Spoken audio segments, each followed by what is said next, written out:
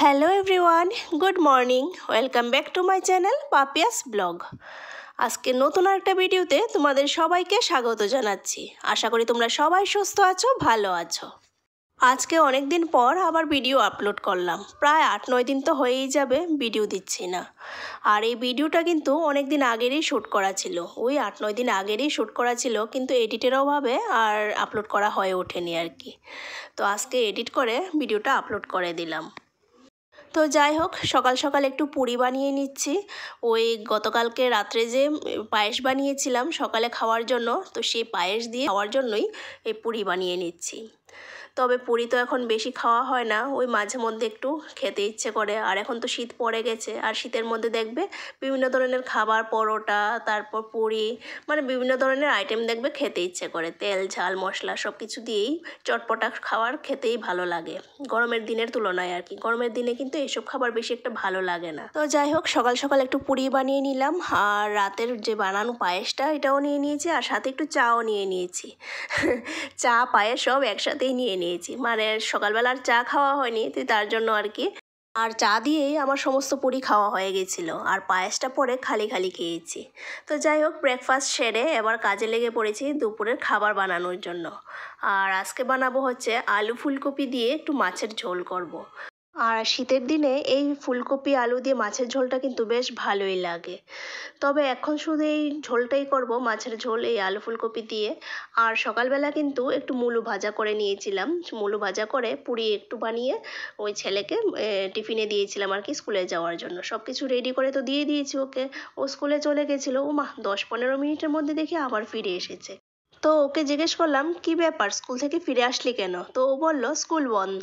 School বন্ধ থাকলেও স্কুলে তো গার্ড থাকে, তো গার্ড বলছে যে স্কুল আজকে হবে না, ওই মেসেজ এসে গেছে, মেসেজ গিয়ে চেক করো, মানে ওই পলিউশনের জন্য স্কুল বন্ধ দিয়ে দিয়েছে আর কি।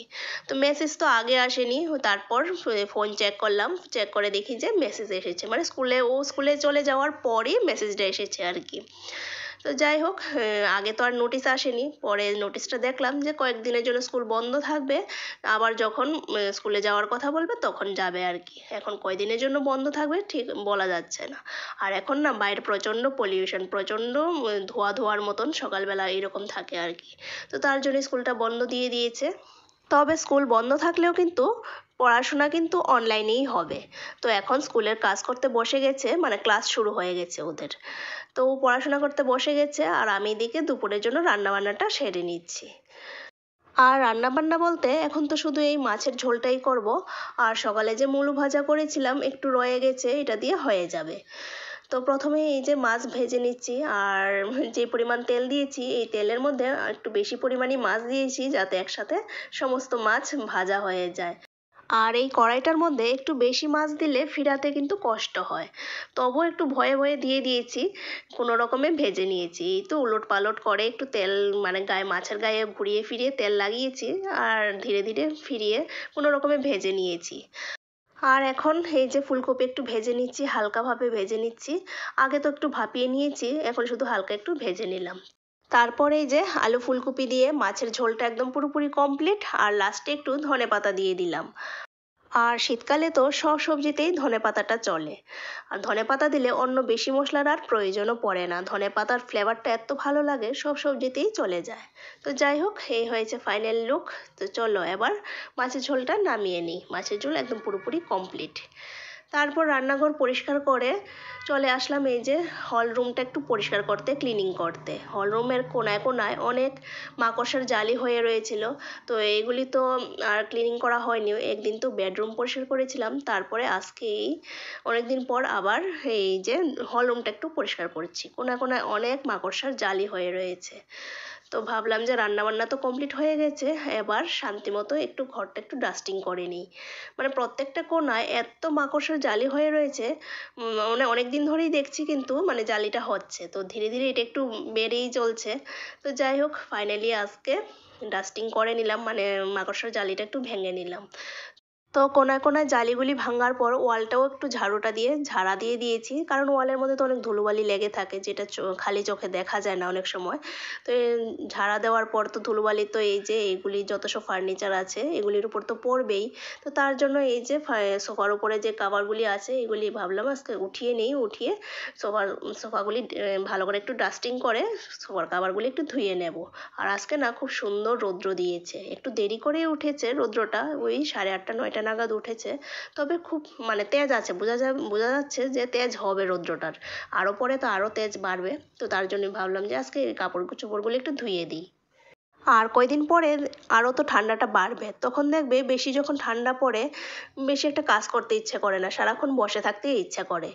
তবে রান্নাবান্না তো করতেই হবে, কারণ রান্নাবান্না ছাড়া খাবো কি, মানে রান্নাবান্নাটা না করলে খাবো কি, তা তো করতেই হবে। তাছাড়া রান্নাবান্না ছাড়া তো আরও অনেক কাজকর্ম থাকে ঘরের মধ্যে, যেমন কি ধোয়া মোছা, জামা কাপড় ধোয়া, ডাস্টিং করা, সব কিছু পরিষ্কার পরিচ্ছন্ন করা, এসব তো লেগেই থাকে ঘরের মধ্যে।